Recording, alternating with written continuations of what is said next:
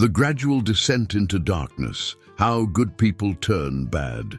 True monstrosity isn't found in the wild, it festers within humanity itself. History is replete with examples of our unsettling capacity for cruelty, often manifested as cold indifference, selfishness, and shocking brutality, even without personal gain. John Stuart Mill observed that malevolence thrives when virtuous individuals remain passive, silently witnessing moral catastrophes unfold. Atrocities are rarely the work of a large contingent. Rather, a tiny group, driven by the silence and inaction of the majority, carries them out. When we choose to avert our gaze or remain mute, monumental injustices take root. Leo Tolstoy posited that most people possess a clear understanding of right and wrong, guided by a common moral compass. If that is indeed the case, then that clarity becomes a potent tool. As C.S. Lewis in The Screwtape Letters delves into the everyday manifestations of evil, exploring this notion. The book is structured as a series of letters from a senior demon, Screwtape, to his nephew Wormwood, an inexperienced tempter. Screwtape's mission is to coach Wormwood on how to lead a man astray, drawing him away from virtue and down a path of vice and wickedness. Screwtape asserts that while demons might struggle to convince a person that a moral principle is outright wrong, they can easily manipulate them into feeling that the principle is irrelevant. People are often drawn to concepts not because of their rational validity, but because of their perceived utility or immediate gratification.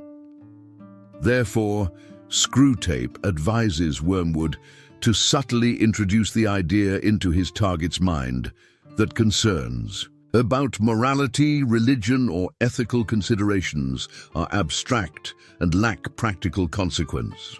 The individual, according to this strategy, shouldn't be burdened with questions of right and wrong. Instead, their focus should be directed toward immediate concerns. Should the individual begin to ponder theological or ethical matters, Wormwood is instructed to distract him, diverting his attention to trivialities like meal plans or immediate concerns. The overarching aim is to cultivate general indifference toward values. An individual might outwardly profess strong principles, but these beliefs will become so detached from their actions as to be rendered meaningless. The guiding thought behind this and many of Screwtape's other strategies is to ensure that the human never becomes too attached to an ethical standpoint. Eventually, the person will exist in a state of moral nihilism, though perhaps not consciously. It isn't necessary for them to actively renounce their values. Simply distracting them is sufficient, especially when faced with the practical difficulties of upholding those values. As concerns about right and wrong diminish, it becomes progressively easier for other considerations to take precedence. Many people have experienced this. Most like to imagine themselves as principled individuals, but can also recall numerous instances when they were less kind than they could have been due to their emotional state. Although Lewis primarily focuses on how individuals can lose sight of their relationship with God due to earthly concerns, the concept has a broader applicability.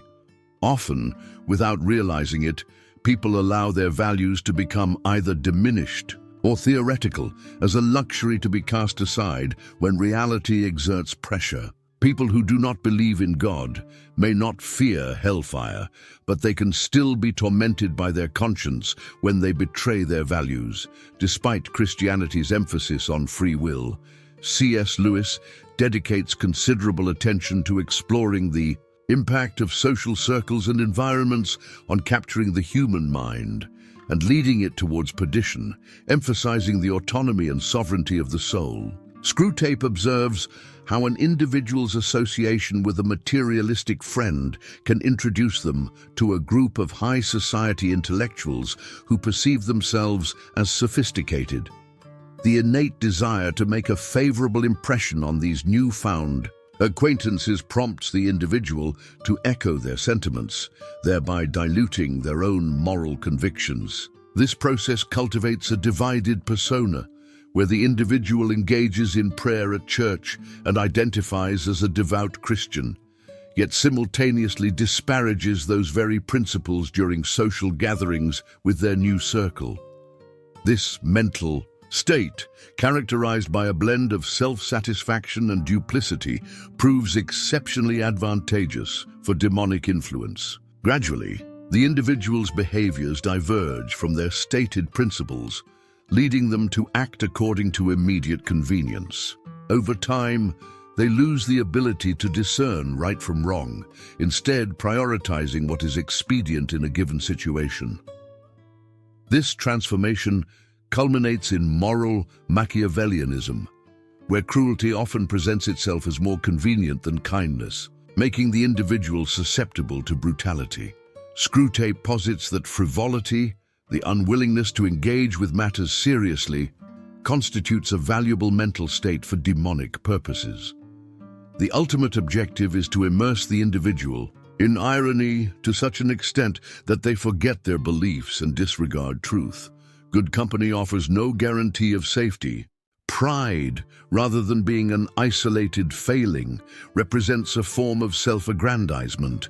Instead of fostering humility, the influence of prominent individuals can breed contempt for those outside the social circle. Moral self-sufficiency enables individuals to perpetrate egregious acts while maintaining the illusion of righteousness. They can deceive themselves into believing in their fidelity to values, even as they transgress them.